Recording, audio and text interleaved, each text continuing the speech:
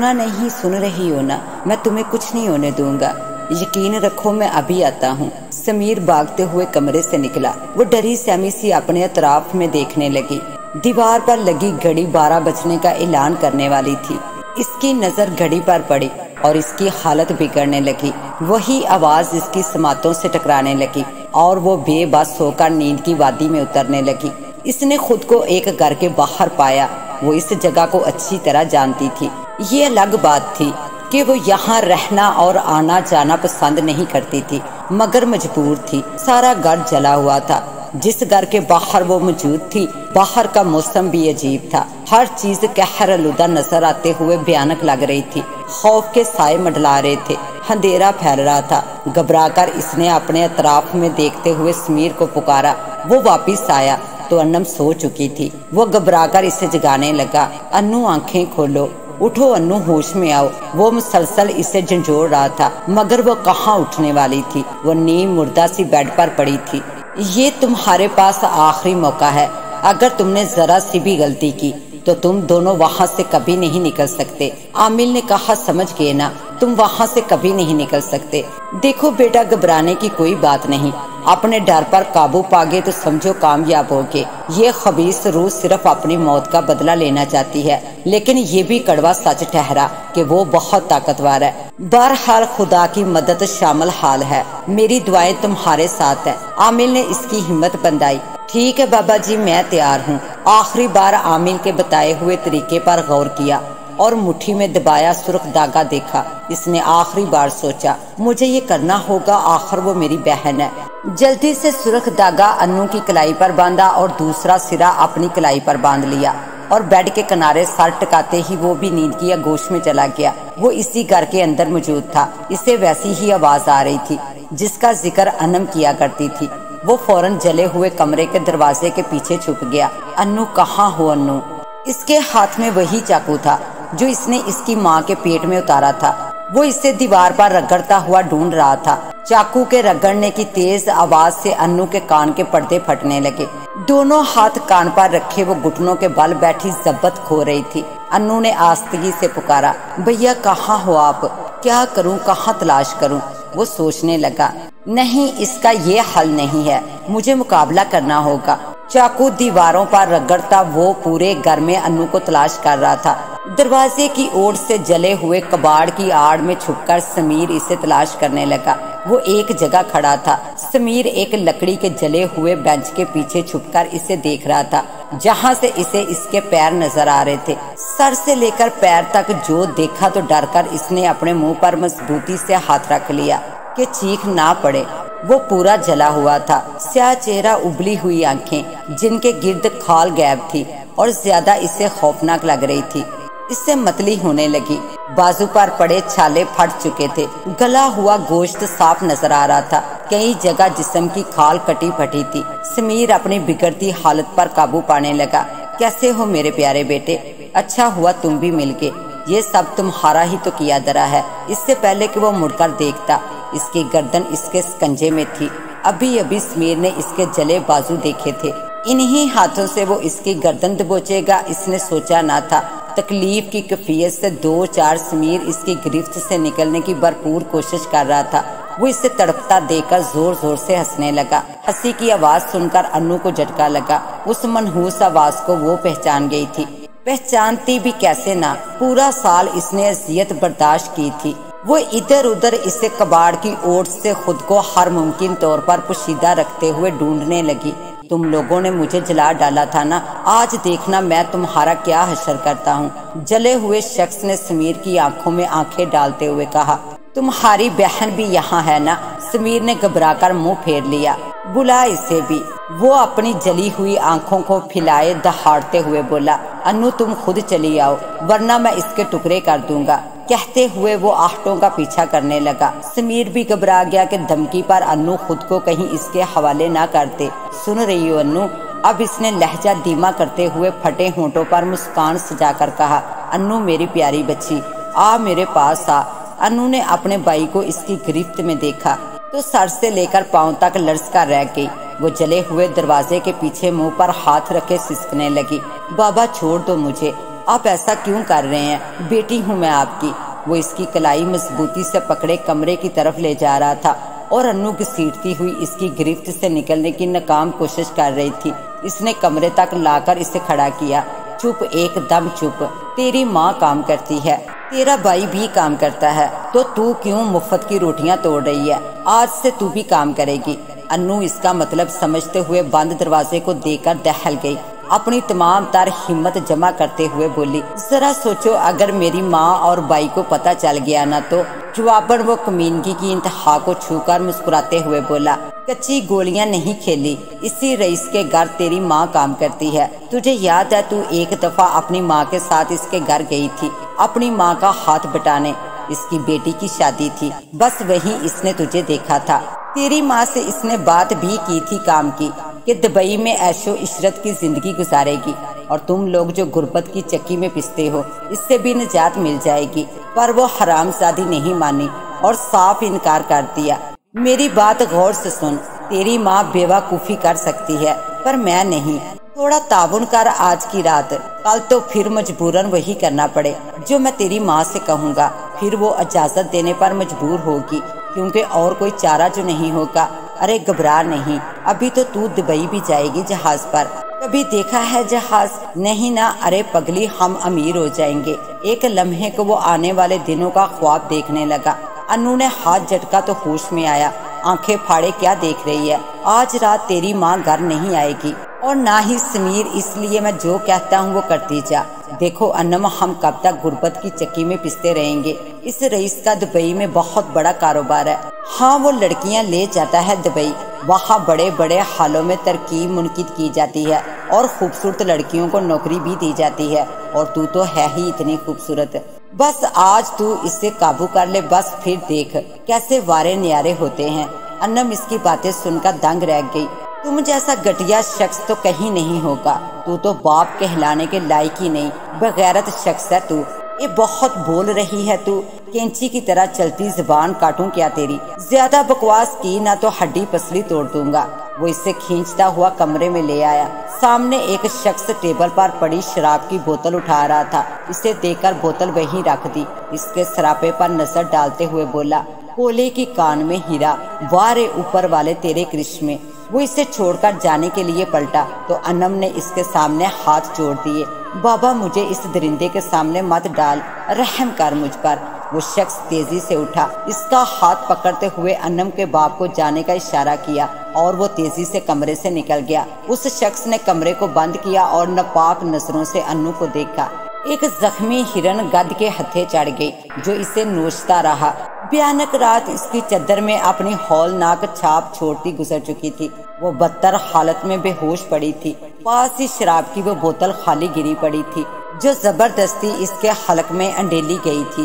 دور سے آوازیں آ رہی تھی مگر وہ سمجھ نہیں پا رہی تھی۔ جب اس نے آنکھیں کھولی تو اس کی ماں اسے جھنجھوڑتی ہوئی پکار رہی تھی۔ خود پر گزری قیامت کا ایک ایک پل ماں کو بتاتی روتی بلکتی رہی۔ اس کی ماں سکتے کے عالم میں بیٹھی اسے دیکھ رہی تھی۔ اس کے وہم و گمان میں بھی نہ تھا باتی خان اس حد تک گر جائے گا۔ وہ تو پہلے ہی اس سے نا امید ہو چکی تھی۔ بچوں اور اپنا مضبوط سہارا سمجھنے کی غلطی اتنی باری پڑے گی۔ اس نے اس خوش فہمی میں ناقابل تلافی نقصان اٹھایا، مگر اب طوفان گزر چکا تھا جو اپنے ساتھ سب کچھ نیست و نابود کر گیا تھا۔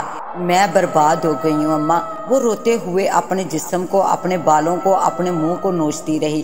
سمیر گھر میں داخل ہوا تو انو کی چیخیں سن کر حیران ہوا۔ تیز تیز قدموں سے چلتا ہوا کمرے کی طرف بھاگا۔ سامنے کے منظر پر اسے جھٹکا لگا۔ دیوار سے ٹیک لگائے زمین پر بیٹھتا چلا گیا۔ باتی خان انو کی ماں چیخنے لگی، ہائے میں بیوہ پن کی چادر میں اپنے بچوں کو چھپا لیتی تو آج میری عزت تار تار نہ ہوتی، ستیلے پن کی ہی لاج رکھ لیتا۔ کیا کہہ رہی ہو اماں؟ سمیر نے چونک کر ماں کو دیکھا۔ چلتے ہوئے بے حال ہوتی ماں کو تھام لیا۔ سمیر، میری بچی کو کھا گیا، وہ میری بیٹی کا سودا کر دیا بدبخت نے۔ کیوں شور مچا رہی ہے بدبخت؟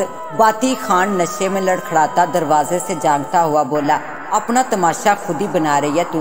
شمیم غصے میں اٹھی اور باتی خان کو گریبان سے پکڑ کر جھنجھوڑتے ہوئے بولی، تیرے پیٹ کی جہنم بھرنے کو ہم دونوں کافی نہیں تھے جو تو نے میری معصوم بچی کو بھی دہکتی بٹی میں جھونک دیا۔ باتی خان نے غصے سے شمیم کو دیکھا۔ تو نے میرے گریبان پر ہاتھ ڈالا۔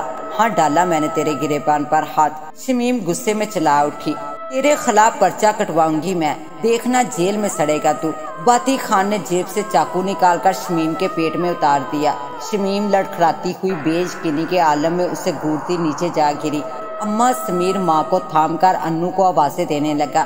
انو بے یقینی کی کیفیت میں کبھی ماں کو کبھی باپ کو دیکھنے لگی۔ اماں کچھ نہیں ہوگا تجھے، میں ہسپتال لے کر جاؤں گا۔ شمیم نے اکھڑتی سانسوں سے بیٹے کو دیکھا۔ شمیم کا سر سمیر کے بازو پر ڈلک گیا۔ سمیر نے خوف سے ماں کو ہلایا۔ اماں اماں اٹھو، آنکھیں کھولو اماں، سمیر پکارتا رہا پر شمیم نے ایک نہ سنی۔ ناٹک کر رہی ہے، ابھی اٹھ جائے گی۔ سمیر نے ماں کو کمرے کے فرش پر لٹایا، ماں کے پیٹ سے چاقو نکالا اور باتی خان کے پیٹ میں اتار دیا۔ باتی خان درد سے جھومتے ہوئے گر کر تڑپنے لگا۔ تو نے میری ماں کو مار دیا۔ سمیر اسے گھسیٹتے ہوئے باہر لے جانے لگا۔ باتی خان خود کو چھڑاتے ہوئے انو کی طرف بھاگا۔ انو اسے قریب پا کر چیخنے لگی۔ سمیر نے باتی خان کا بازو پکڑ کر کھینچا تو باتی خان نے دوسرے ہاتھ سے انو کو پکڑنا چاہا، مگر انو پیچھے ہٹ گئی۔ لیکن انو کا دوپٹہ باتی خان کے ہاتھ لگ گیا اور باتی خان نے کھینچا تو انو نے اتار پھینکا۔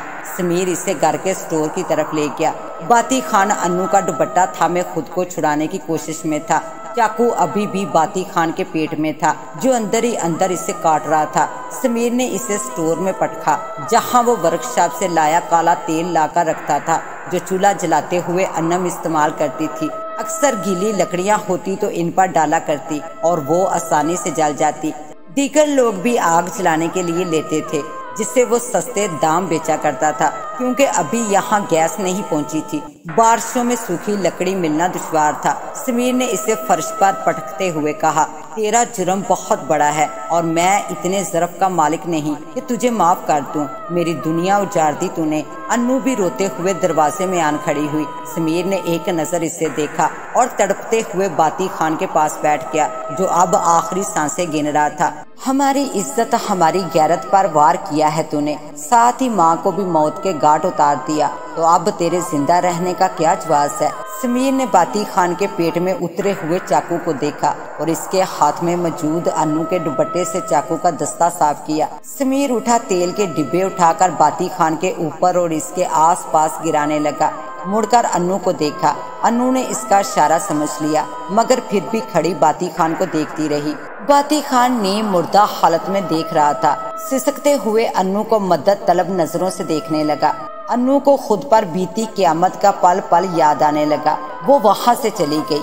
سمیر اسے تڑپتا دیکھتا رہا۔ انو پلٹی تو اس کے ہاتھ میں ماچس تھی جو اس نے سمیر کی طرف بڑھائی لیکن سمیر نے نہیں لی۔ انو نے سمیر کو دیکھتے ہوئے ماچس میں سے تیلی نکال کر آگ جلائی اور گرے ہوئے تیل پر پھینک دی تو تیل نے آگ پکڑ لی اور آگ تیزی سے پھیلتی چلی گئی۔ باتی خان نیم آنکھوں سے آگ دیکھ رہا تھا۔ اس کا ذہن تاریکی میں ڈوب گیا۔ سمیر انو کو لے کر باہر آ گیا۔ دونوں اسٹور کے دروازے سے باتی خان کو جلتا دیکھ کر ماں کے پاس آئے جو انہیں چھوڑ کر ملک عدم کی راہی بن بیٹھی تھی۔ پولیس آئی اور کاروائی شروع کر دی۔ سمیر نے پولیس کو بتایا کہ اس کا باپ شرابی تھا، اس کی ماں کو قتل کر کے گھر کو آگ لگا دی جس میں وہ خود بھی جل مرا۔ پوسٹ مارٹم کی رپورٹ سے واضح تھا کہ باتی خان کو چاقو مارا گیا ہے مگر سمیر اور انم اپنے بیان پر ڈٹے رہے کہ باتی خان نے خودکشی کی تھی۔ سمیر اور انو پولیس کی حراست میں 6 ماہ رہے مگر کچھ ثابت نہ ہوا۔ 6 ماہ بعد جیل سے رہائی شام کے وقت ہوئی اور اپنے گھر کے علاوہ رات گزارنے کا چارہ بھی نہ تھا۔ یوں دونوں بھائی بہن گھر لوٹے۔ اپنے جلے گھر کے سامنے کھڑے سوچنے لگے، رات تو یہی گزارنی پڑے گی۔ محلے داروں میں سے تو اس وقت کوئی دروازہ بھی نہ کھولے گا۔ صبح استاد سے رہائش کا بندوبست کرنے کا کہتا ہوں۔ سمیر انو کا ہاتھ تھامے اندر داخل ہوا۔ انو گھبرائی سی سمیر کے ساتھ چلنے لگی۔ عجیب سا خوف اس کے جسم میں سرایت کر رہا تھا۔ رات کے 10 بج رہے تھے۔ چاند کی روشنی پورے گھر میں پھیلی تھی۔ چھتوں سے بے نیاز کمروں میں کہیں کہیں اندھیرا بکل مارے بیٹھا تھا۔ دونوں قدرے صاف جگہ دیوار سے ٹیک لگا کر بیٹھ کے اتنی ہی یادیں ان کے سامنے رقصا تھی۔ نہ جانے کب ماں کی یاد سے لپٹے نیند کی آغوش میں چلے گئے۔ انو انو، یہ آواز تو ابا کی ہے۔ انو کو باپ کی آواز دور سے آ رہی تھی۔ پھر آہستہ آہستہ نزدیک آنے لگی۔ آواز کے ساتھ ساتھ کسی چیز کے کھرچنے کی آواز زیادہ آنے لگی۔ اس نے گھبرا کر اپنے آس پاس دیکھا، وہ وہیں کھڑی تھی جہاں اس نے ابا کو جلایا تھا۔ گھبرا کر باہر نکلنا چاہا مگر دروازہ نہیں نظر آ رہا تھا۔ وہ ادھر ادھر بھاگتی دیواروں سے ٹکرانے لگی۔ انو انو کہاں بھاگ رہی ہو؟ خبیثیت سے مسکراتا باپ ایک جگہ کھڑا انو کو دیکھ رہا تھا۔ انو نے چاند کی روشنی میں ابا کو دیکھا۔ اس کا سیاہ وجود مکمل طور پر جل چکا تھا، کہیں کہیں تو کھال لٹک رہی تھی۔ اس نے خوف سے آنکھیں بند کر لی، مکمل خاموشی چھا گئی۔ انم نے آنکھیں کھولی تو سامنے ابا کی ابلی آنکھیں دیکھ کر چیخ پڑی۔ گرتے پڑتے جو دروازہ دیکھا تو بھاگ کر باہر نکلی۔ ابا کی ہنسی اسے اپنے پیچھے سنائی دینے لگی۔ بھیا بھیا بچا لے مجھے، انم اسے پکارتی رہی مگر سمیر سویا رہا۔ باتی خان ہنستا ہوا آیا اور پھر سے اسے پکڑ لیا۔ انم شور مچاتی رہی۔ وہ اسے گھسیٹتا ہوا سٹور میں لے گیا۔ انم نے اس کی انگلیوں میں اپنے دوپٹے کا جلا ہوا کچھ حصہ اور چاقو دیکھا۔ اچانک انم کو جھٹکا لگا۔ سمیر اسے کب سے آوازیں دے رہا تھا مگر انم تو گھوڑے بیچ کر سوئی ہوئی تھی۔ سمیر کی آواز پر وہ اٹھی تو سمیر اسے جگا رہا تھا۔ وہ اٹھتے ہی ادھر ادھر دیکھنے لگی۔ بھیا ابا زندہ ہے، یہاں سے چلو بھیا، وہ مجھے مارنا چاہتا ہے، وہ ڈری سہمی سمیر کو بتانے لگی۔ میری بات کا یقین کرے بھیا، ابا زندہ ہے، انم ابا مر چکا ہے، کیا ہو گیا تمہیں؟ اچھا چلو یہاں سے۔ سمیر کے کہتے ہی انم اٹھی اور بھاگ کر باہر نکل گئی۔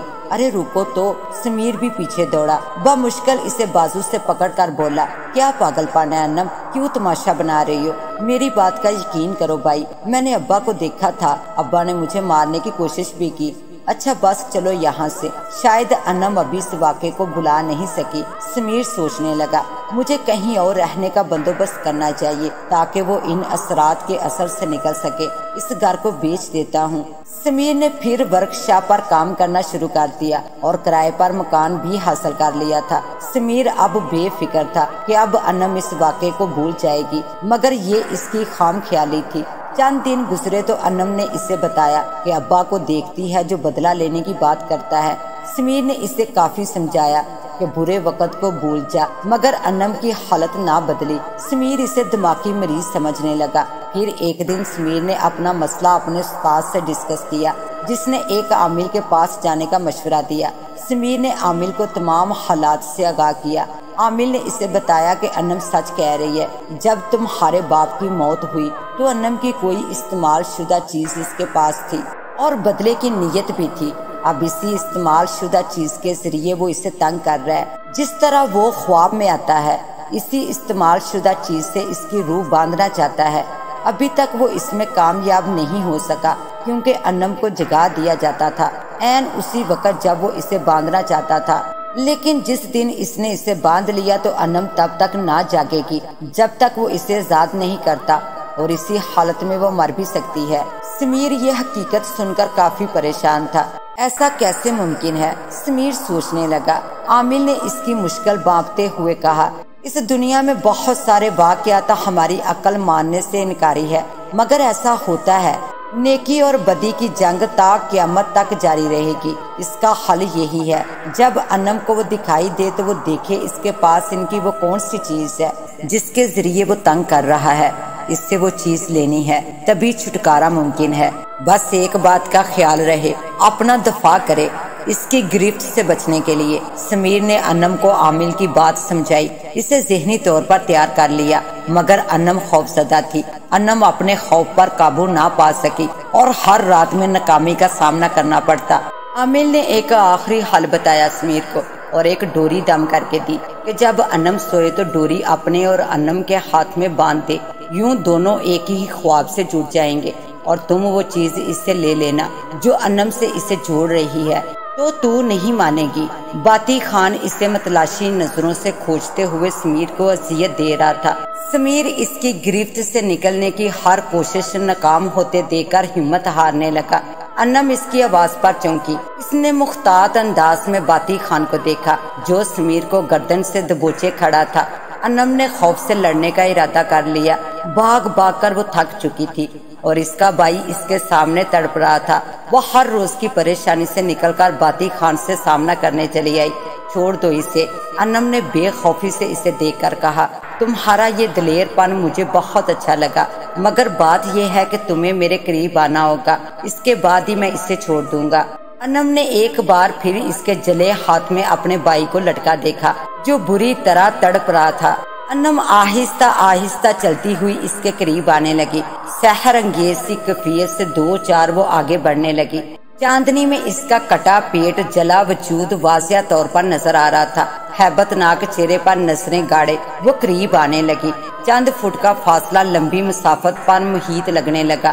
انم کو اپنی موت سامنے کھڑی نظر آنے لگی، قریب قریب اور قریب ہوتی محسوس ہونے لگی۔ اسے اس کے وجود سے بو آنے لگی۔ پھٹے ہوئے چھالوں سے اس کی کھال کا گلا گوشت نظر آیا تو اس نے منہ پر ہاتھ رکھتے ہوئے آنکھیں بند کر لی، اور پھر ایک آواز آئی تو گھبرا کر آواز کی سمت دیکھا۔ سمیر نیچے گرا اپنی گردن سہلا رہا تھا۔ اس سے پہلے کہ انم اس کو اٹھانے کے لیے آگے بڑھتی، اس نے خود کو اپنے باپ باتی خان کی روح کی گرفت میں پایا۔ انم کو کھینچتے ہوئے وہ لے جانے لگا۔ انم چیختی ہوئی نیچے بیٹھ گئی، وہ گھسیٹتے ہوئے کھینچنے لگا۔ اچانک انم کی نظر اس کی جلی انگلیوں پر پڑی، جہاں اس کے دوپٹے کا چھوٹا سا ٹکڑا انگلی کے گوشت پر چپکا تھا۔ ابا، سمیر نے کھڑے ہوتے ہوئے اسے پکارا۔ وہ چلتے ہوئے بنا مڑے رکا، ایک لفظ کی زنجیر نے جیسے اس کے قدم روک لیے ہوں۔ پھرتی سے انم نے ہاتھ کی انگلی سے دوپٹے کا ٹکڑا کھینچ لیا۔ دوپٹے کا ٹکڑا انگلی کے گوشت سے اکھڑ گیا تو وہ چیخنے لگا اور آہستہ آہستہ وہ دھوئیں کی لپیٹ میں آتا گیا۔ اس کا پورا وجود دھوئیں میں تحلیل ہو گیا۔ انم اور سمیر نے گھبرا کر ایک دوسرے کو دیکھا۔ سمیر نے جلدی سے انم اور اپنے بازو پر دم شدہ ڈوری کو باندھا تو اگلے ہی پل دونوں بھائی بہن اپنے کمرے میں نیند سے جاگ گئے۔ اب ہمیشہ کے لیے دونوں بھائی بہن اپنے باپ کے انتقام سے چھٹکارا پا چکے تھے۔ اس کے ساتھ ہی اب مجھے دے اجازت، ملتے ہیں انشاءاللہ ایک نیو کہانی کے ساتھ، تب تک کے لیے اللہ نگہبان۔